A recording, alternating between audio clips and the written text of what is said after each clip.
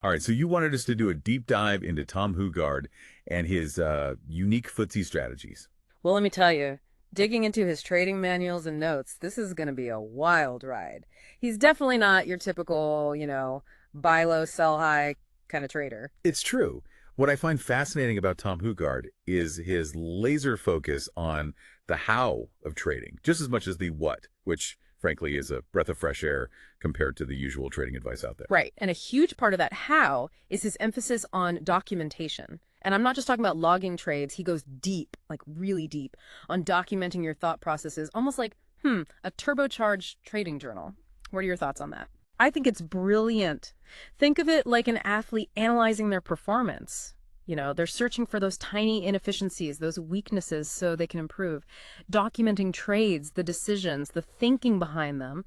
It brings that same self-awareness to any field where the pressure's on and you're dealing with a ton of information. So it's about knowing yourself as much as it is about knowing the FTSE or whatever it is you're trading. Absolutely. Okay, so with that in mind, let's jump into one of Tom's specific FTSE approaches, the first bar negative setup. Yeah, this concept really highlights Tom's whole approach. He looks for very specific market signals, but always emphasizes that context is key. It's not about blindly following a rule. Gotcha. So for our listener who maybe doesn't live and breathe the FTSE like we do, what exactly are we talking about when we say first bar negative?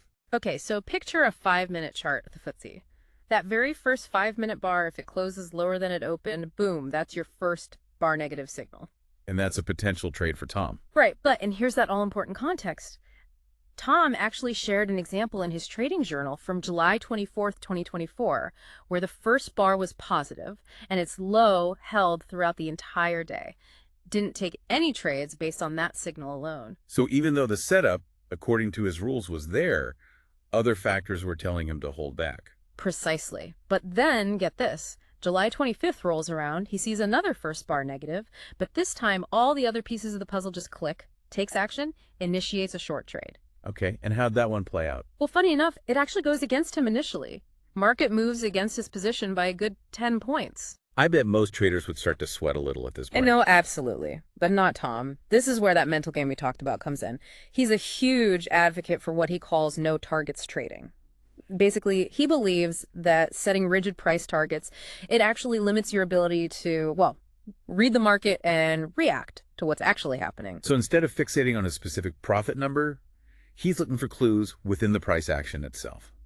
Wow, that takes some serious discipline to not get caught up in the emotional roller coaster of winning or losing. Think of it like navigating through like a really complex maze, right? You need to adjust your path based on the obstacles you encounter, not just blindly follow the initial plan. That's a great analogy. So we've got this first bar negative concept as a starting point, but it's not set in stone. And then we've got this no targets trading philosophy, which is like a whole other way of approaching the market. What other counterintuitive wisdom does Tom have in store for us? Well, this next one really throws conventional trading wisdom out the window, adding to winners. Ooh, that sounds kind of dangerous or brilliant. Tell me more. It's not dangerous.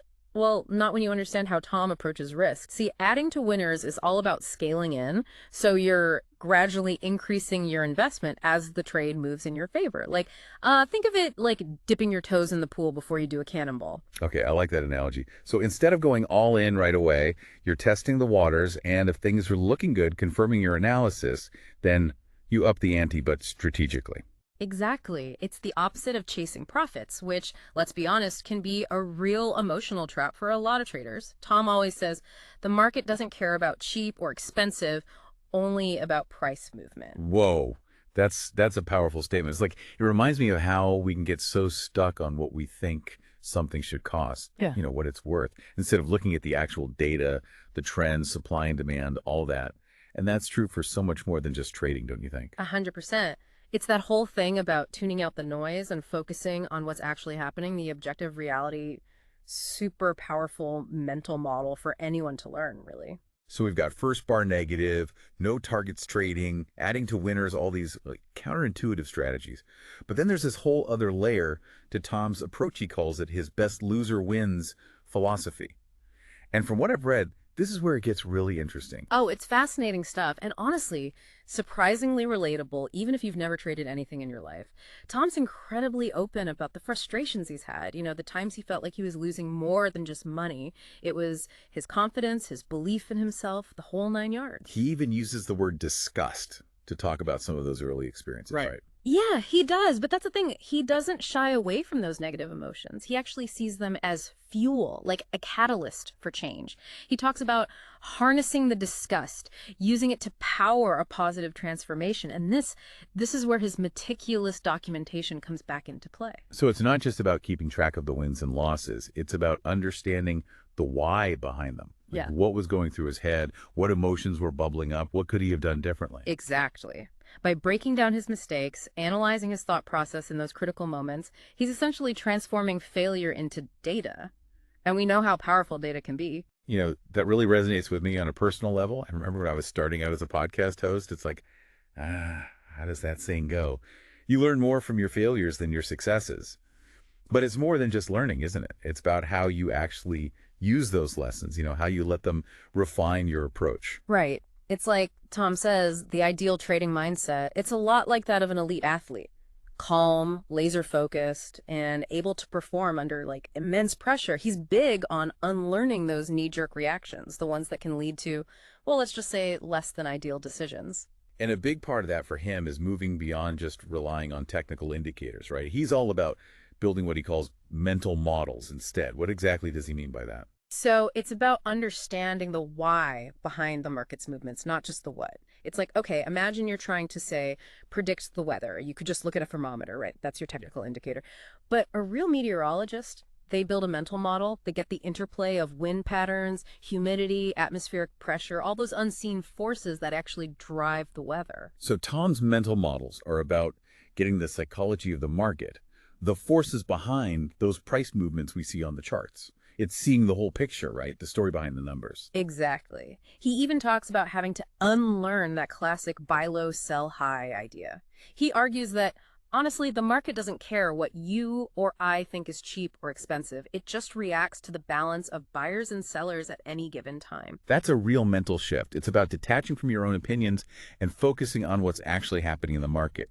The objective reality, as you said before. And that kind of objectivity, that's crucial in every field, wouldn't you say? Whether you're analyzing data, negotiating a deal, or even just trying to understand the news. Totally. Okay, so we've covered a lot. First bar negative, best loser wins, no targets trading, building those mental models, it's a lot. For our listener, how would you sum it all up? What's the one thing you want them to walk away with?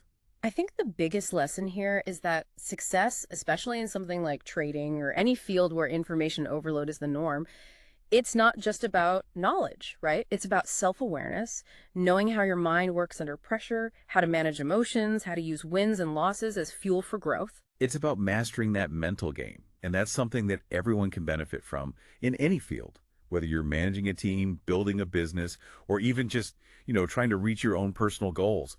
Being able to think clearly, make good decisions, and learn from mistakes, that's huge. And that's where Tom's thing about visualization comes in. He talks about mentally rehearsing not just the trades he wants to make, but the ones that might go against him too. It's like hope for the best, prepare for the worst, but in a proactive way, right? Yeah. He's mentally preparing for those failure scenarios so he's not thrown off when they happen. Yeah. Because let's be real, they happen. Exactly. And anyone can use that technique. Think about a big presentation you're nervous about. What are the worst questions they could ask? What could go wrong? Now visualize yourself handling those things smoothly. It's like a mental fire drill, getting your mind ready to stay focused no matter what. So what does this all mean for you, dear listener? This deep dive, it wasn't about teaching you to be a master FTSE trader like Tom, although, hey, maybe you pick up some tips along the way. It was about taking these universal principles of success, self-awareness, discipline, adaptability, and seeing how they apply to our own lives. We're all learners here, right? Yeah. Navigating this complex, always changing world, whether it's the financial markets or the world of tech or even just our own personal journeys. And the tools Tom Hougaard uses to navigate the FTSE, that discipline, the mental flexibility, the ability to embrace mistakes and learn from them, those are tools we can all use. Absolutely. So as you go about your day, your week, your life, Remember, you're not just along for the ride, you are in the driver's seat. And the more you understand the forces at play inside and out, the better equipped you'll be to navigate the complexities of, well, everything and achieve your goals. And who knows, maybe even surprise yourself along